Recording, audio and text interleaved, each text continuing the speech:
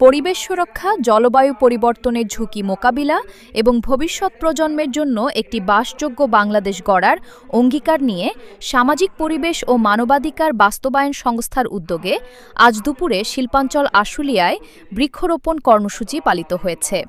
বিশিষ্ট সমাজসেবক ও শিক্ষানুরাগী মোহাম্মদ উজ্জ্বল ভূঁইয়ার সভাপতিত্বে স্বনির্ভর ধামসোনা ইউনিয়নের আরিয়ানা মোড় এলাকায় বৃক্ষরোপণ কর্মসূচি অনুষ্ঠিত হয়।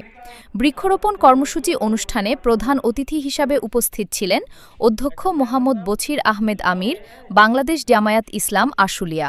প্রধান বক্তা হিসাবে সামাজিক পরিবেশ ও মানবাধিকার বাস্তবায়ন সংস্থার ঢাকা জেলা কমিটির সভাপতি নজরুল ইসলাম নীরব।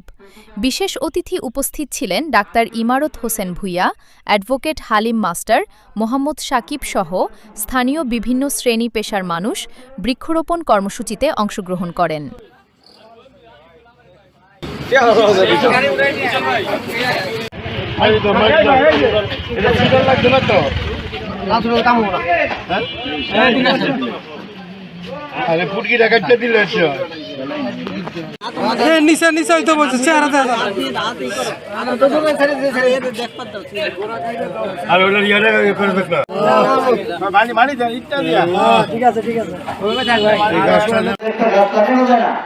সেই জন্য প্রিয় উপস্থিতি, আপনারা যারা এখানে উপস্থিত হয়েছেন, আমি আহ্বান করবো আজকে শুধু এই গাছ লাগানো গাছের উৎপত্তি শুরু।